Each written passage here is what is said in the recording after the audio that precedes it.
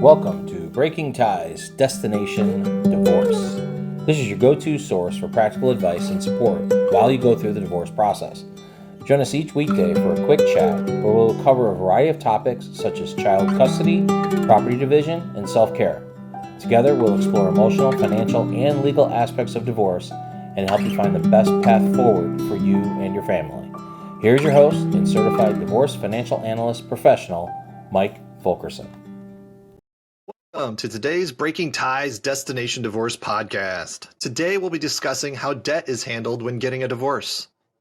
Divorce, as we all know, is a challenging process, both emotionally and financially. And when there's debt involved, things can become a tad more complicated than we'd like. So let's dive into the topic and explore how debt is handled during a divorce. First, it's important to understand that there are two types of debt: joint debt and individual debt. Joint debt is debt that incurred jointly by both spouses, such as a mortgage or a car loan taken out in both names. Individual debt, on the other hand, is debt that is incurred solely by one spouse, such as a credit card that is only in one spouse's name. When it comes to dividing debt during a divorce, it's important to note that debt is divided based on the laws of the state in which the divorce is taking place.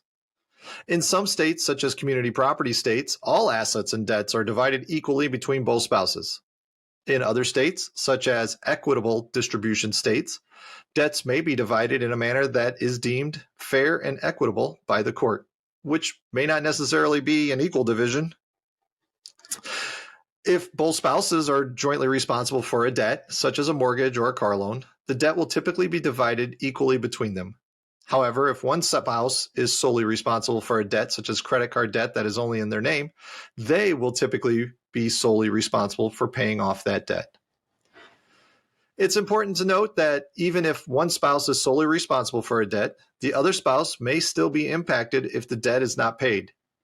For example, if one spouse is responsible for paying off a joint credit card but fails to do so, the credit card company may go after both spouses for payment, regardless of who is responsible for the debt.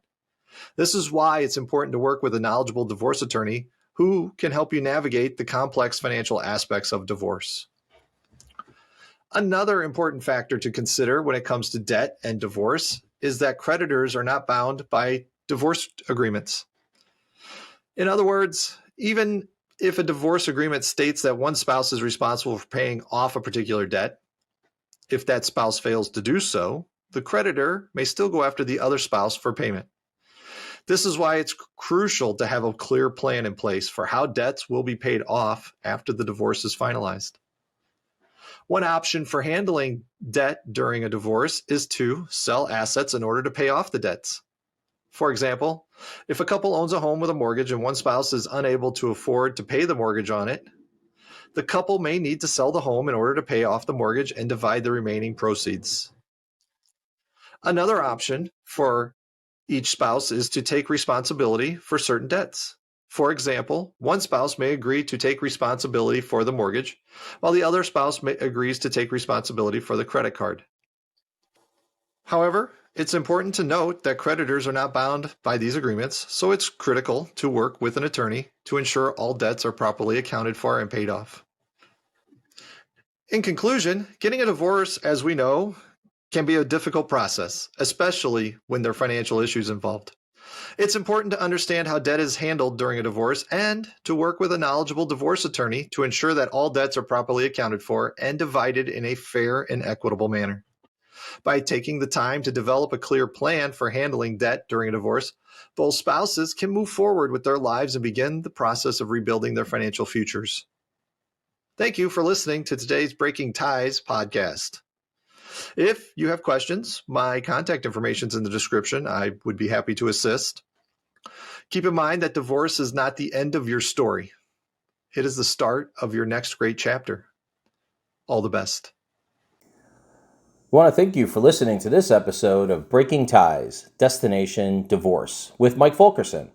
For questions, please reach out to Mike via email in the description or give him a shout at 630-444-1410. Remember to subscribe, like, and follow.